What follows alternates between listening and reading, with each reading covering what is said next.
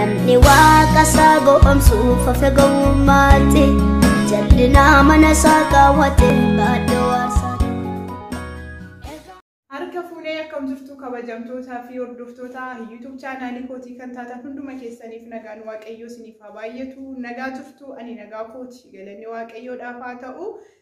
Har'a oduu haaraa qabadhee karaa keessanitti dhufeetiin jira. Akkasuma oduun haaraan kun warroota Lubnaan keessa jirtan yookiin Beirut keessa warroota jirtan ni ilaallata jechuudha. Viidiyoo kana share gochuudhaan obboloota keessan bira akka geessanii fi akkasuma viidiyoo kanarraa akka waa barataniif obboloota keessaniif akka share gootan asumarraan isin gaafadha jechuudha. Gaafii kana gaafii namoota baay'ee akkasuma gaafachaa kan jiran namoota gaafii itti ta'edha. Deebii isaa immoo asumarraan isiniif laadha jechuudha. Duraan dursee namoonni haaraa karaa YouTube kootti dhuftan YouTube koo subscribe gochuudhaan wantoota karaa YouTube kanaatiin isin qaqqabu kallattiidhaan argachuu akka dandeessaniif subscribe ishee jettu sana tuquudhaan YouTube koo subscribe gochuudhaan maatii naaf taasisanii jechuun barbaada. Itti aansee immoo namoonni subscribe gootanii jirtan like godhaadha. Viidiyoon koo yeroo hundumaa akkuma gadhiifame isin bira gahu ni danda'a jechuudha.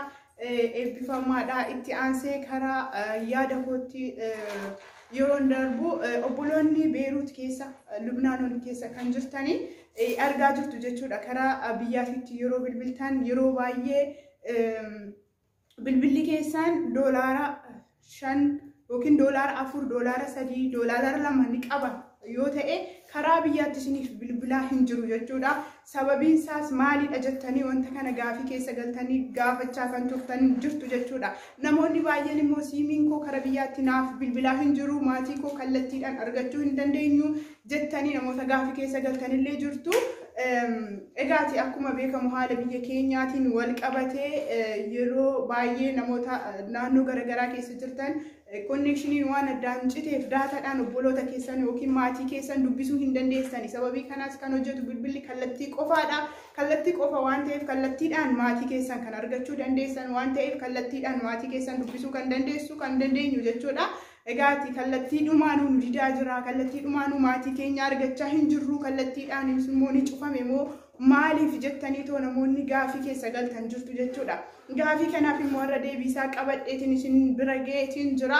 Akkasumas immoo lammaffaa irratti waa'ee doolaara moofaa fi moofaa doolaara haaraa irratti akkasuma namoonni doolaara moofaa harkaa qabdan doolaarri baay'ee akka dabalaa jiru hundumti keessanuu ni beektu. Duraan birrii shilingii kan ture amma dabalee gatiinsaa kara birrii 21-22tti gatiinsaa baay'ee ol ka'eetiin jira jechuudha. Birrii isaaniitti Lubnaanitti doolaarri haala kanaan doolaarri haaraa warri qabdan haala kanaan gurguraa fi jijjiiraa warri jirtan jirtu jechuudha.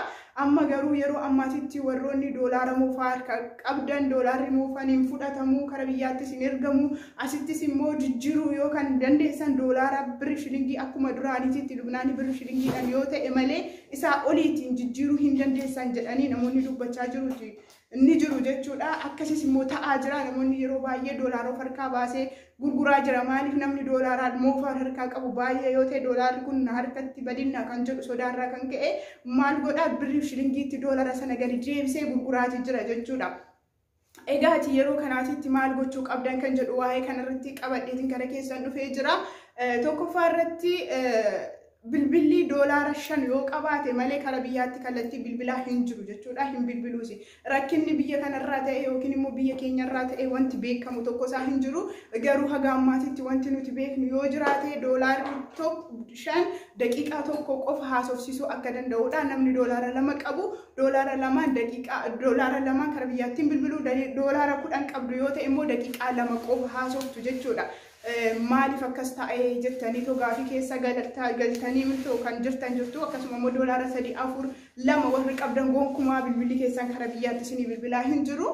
Kan keeyyaas akkasuma jechuudha. Kan hundumaayyuu bilbilaa hin jiru. Kun rakkinni eessarraa akka ta'e hin beekamu. Garuu doolaarri 5 daqiiqaa tokko qofa haasofsiisuu akka danda'u barameetiin jira jechuudha. Akka gaafii isintiin taane rakkinni asirraa ta'e yookiin immoo seeruma isaatu kanatti jijjiirame ta'e wanti beekamu hin jiru. Garuu daqiiqaa tokko doolaara 5 dubbisuu dandeessu jechuudha. Karaa biyyaatti bilbiltanii itti aansee immoo lammaffaa irratti akkamitti doolaara nuti baay'ee namoonni baay'ee harkaa qabdan illee jirtu. Akkasuma immoo doolaara moofaa namoonni xiqqoo illee qabdan jirtu.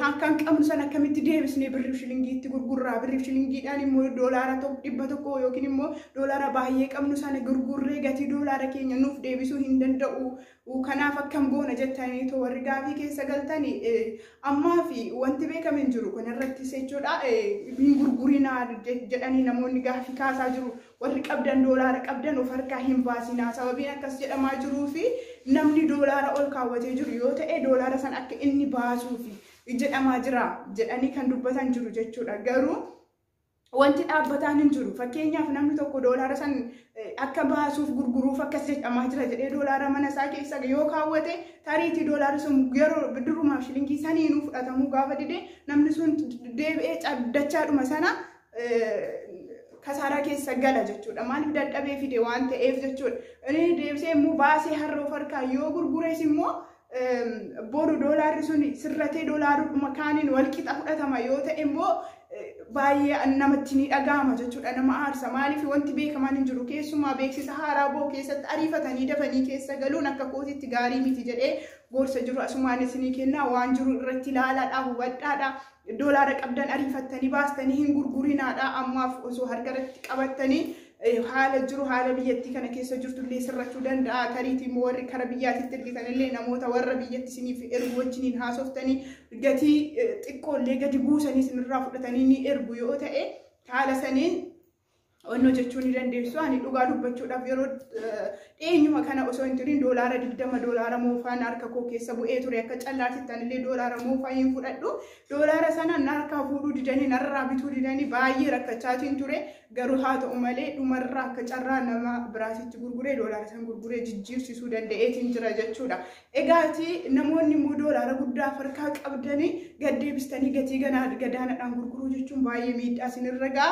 yoo isiniif danda'ame kara biyyaatitti ergamuu yoo danda'ame kara biyyaatitti erguudhaaf yaalaa asitti hin jijjiirinaa kan jedhu gorsa kooti asumarraanii akkasuma immoo wanta ariifattanii keessan bu'inaadhaa gorsi inni guddaan immoo isiniif qabu eessayyuu warri jiraattanii doolaara moofaa hin fudhatina warri doolaara fayyadamtan keessaa doolaara moofaa hin fudhatina haaraa fudhadha warra isin hojjechiisan irraa doolaara haaraa fudhadhaadha ni gama kootiin doolaara haaraa malee moofaa hin fudhadhu jechuudha maaliif dubbiin kun erga ka'ee bubbuleera garuu amma mirkanaa'ee hojii irratti hojjechaa jiru jechuudha amma yeroo irratti hojjetan kanatti miidhamaa ta'a ture jechuudha osoon doolaara moofaa fudhadhee jiraadhe kanaaf hundumti keessanuyyuu akka doolaara moofaa hin fudhanne irraa of eeggadhaa kan jedhu obboloota koo biyya ormaa keessa jirtan dadhabdanii gatii dadhabbii keessanii fudhattan akka dadhabbiin keessan lafatti isin jala hin banneef of eeggadhaa kan jedhu gorsa kooti obboloonni fudhattanii of harkaa qabdan immoo muddamtanii waan biraa keessa hin galinaa suuta jedhaa irratti ilaalaa wanta jiru hubadhaa adda baafadhaadha akkasumas immoo namoonni kara biyyaa bilbiluudhaaf doolaara xiqqaadhaan nuuf bilbiluu didee jiraatanii siimii haaraan jijjiiraa jirtan seeruma ba'e doolaara 5 ol malee kara biyyaatti bilbilamuu hin danda'u rakkina siimii keessanii miti kan jedhu asumarraan hubachiisa isiniif ilaalladhaa waaqayyo sinaa eebbisuu eebbifamaa akkasuma namni yuutuubii koo sabskiraayib godhin sabskiraayib godhaa maatiinaaf ta'a eebbifamaa guddaa isiniin jaalladhaa wanta haaraan yoo jiraate kara keessanii nan dhufa eebbifamaa shaaloom. Namni waaqa isaa goomsuuf of eegummaatti jal'inaa mana isaa kaawwate baaduu.